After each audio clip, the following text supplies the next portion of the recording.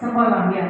Ini saya serahkan semua kegiatan kepada panitia dan koordinator. Alhamdulillah ya, mudah-mudahan kegiatan parenting ini bermanfaat. Jadi Bapak dan Ibu,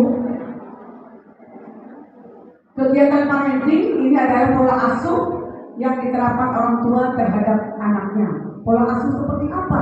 Di era digitalisasi ini ya, kan dampak dari COVID 2 tahun kemarin itu ya, anak-anak pun tidak terlepas dari gadget ya. Kemarin saja kita melaksanakan sholat istisqa, sholat hari kemarin itu Jumat jadwalnya penuh dari pagi sampai sore. Sholat goib untuk Palestina. Jadi lagi sholat anak-anak di depan, saya di depannya. Lagi pegang HP, saya tegur HP dulu gitu ya. Ya. Yang pertama mengenai pola asuh, Pak.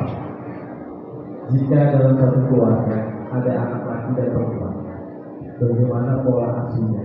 Apakah kita menyamakan gender atau kita harus membedakan gender?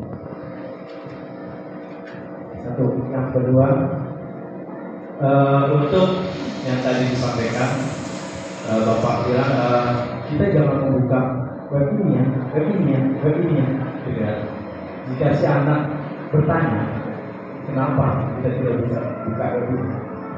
Seperti apa cara kita menjelaskan supaya si anak tidak penasaran? Karena bisa aja anak nurut dengan kita, oh iya tapi di luar dia coba tahu. Ya, kenapa orang tua kita tidak dulu membuka lagi web ini? Itu aja dulu Pak. Terima kasih. Dari Sakra kelas 5. Yang ingin saya tanyakan adalah bagaimana pola asuh atau cara kita sebagai orang tua ketika anak tidak mau berterus terang, padahal kita sudah berupaya dengan maaf dari level marah, emosi sampai kita menurunkan emosi kita agar anak mau membuka diri masalah yang dia hadapi atau ada sesuatu yang kita ingin informasi yang ingin kita tahu dari si anak. Umur berapa Pak? Bukan saya anak dua, yang satu 15 tahun, yang satu kelas 7. kelas 7. Yang masalah 15 tahun atau kelas 7? Ya kedua-duanya ya, kita jadi bagaimana agar anak itu mau membuka diri. Ya. Yang pertama, kalau saya menghadapi yang pertamanya agak susah untuk membuka diri informasi yang kita ketahui.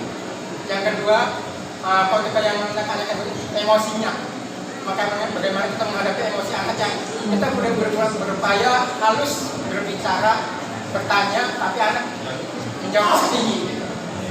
Baik, itu saja yang mau saya. Sebelum itu anak pertama, anak kedua, anak perempuan atau perempuan? Yang pertama laki, yang kedua perempuan. Ya, selanjutnya pertanyaan ketiga silakan.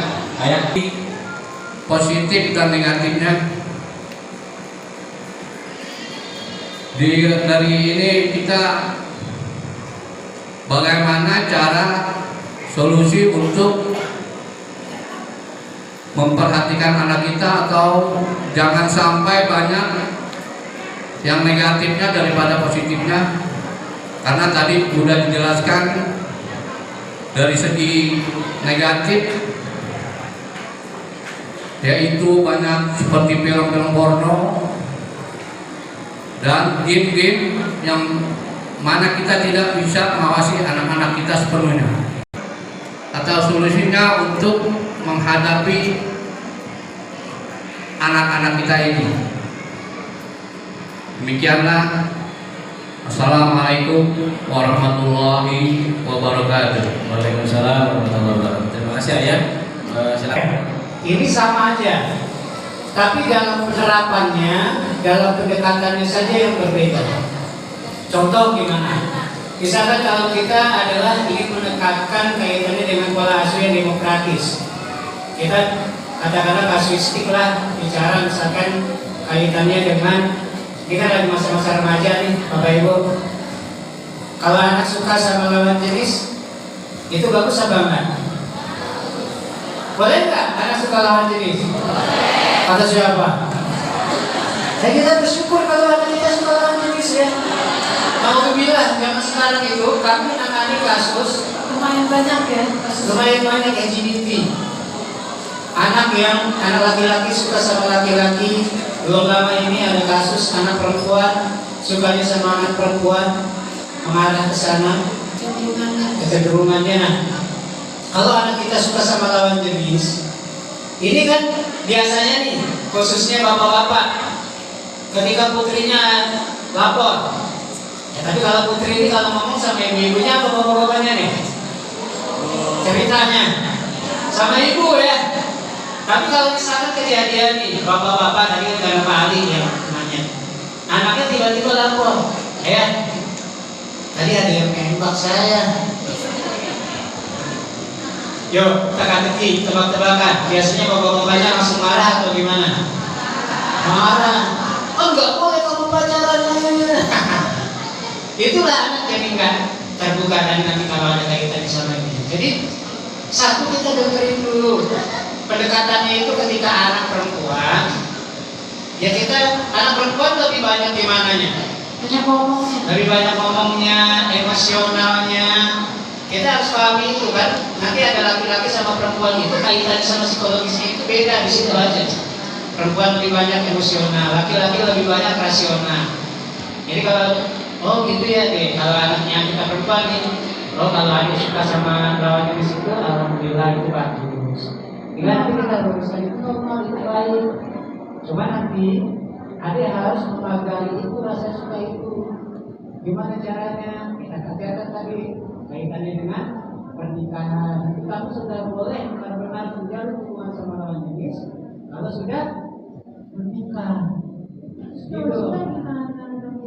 Gimana? Kalau sukanya gimana dong? Kalau sudah Suka. kalau suka, ya nggak apa-apa suka. Nanti cerita sama ayah tadi, sama ibu tadi, gitu ya. Kita memahami, memagari kayak gitu loh. Nah kalau laki-laki misalnya kasih rasionalitas, kamu suka sama perempuannya, itu tandanya kamu sudah ubah, masuk tuh materi pubertasnya. Makanya kita ini harus training terus Bapak Ibu kaitannya dengan pengasuhan. Termasuk ketika kita belajar terus ya, termasuk ngomong tadi misalkan apa nih, ada yang bisa dikaitkan pertanyaannya Pak Ali. Terkait dengan konten tadi, anak bertanya nih misalkan, kenapa sih nggak boleh aksesnya itu kaitan dengan program seperti apa? Dan yang paling penting adalah role model dari orang tuanya. Dia akan melihat, peran ayah itu ternyata begini ya, peran ibu itu seperti ini ya. Itu akan dia terapkan nanti ayah bunda, bahkan nanti setelah dia menikah.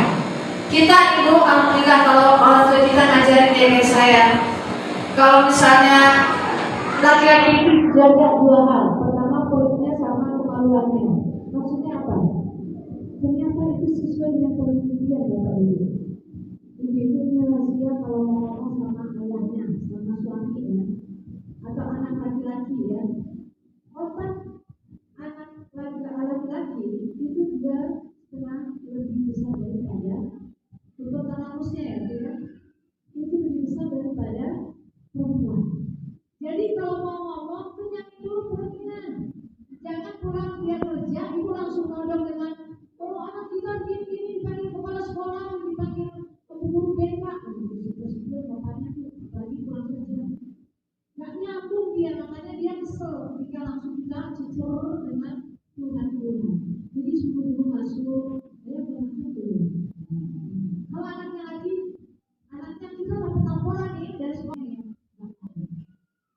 Nah, yang kedua tadi ya, berkaitan dengan konten Bapak Ali, bagaimana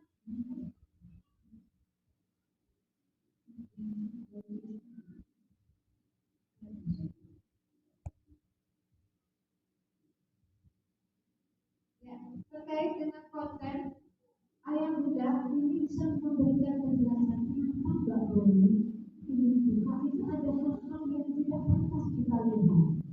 Tapi jangan sampai bahasa ini, jangan kamu buka itu ya, nanti kamu dosa. Tanpa ada penjelasan, tadi ada cara bagaimana kita melakukan mendidik anak kita menjadi orang tua yang hebat di masa tadi anak kita sudah dengan gadget ini. Yaitu kewaspadaan. Poin yang ketiga apa tadi Bu? Bagaimana yang terakhir, edukatif. Edukatif itu maksudnya apa? Ngajak ngobrol. Kenapa abang, kakak,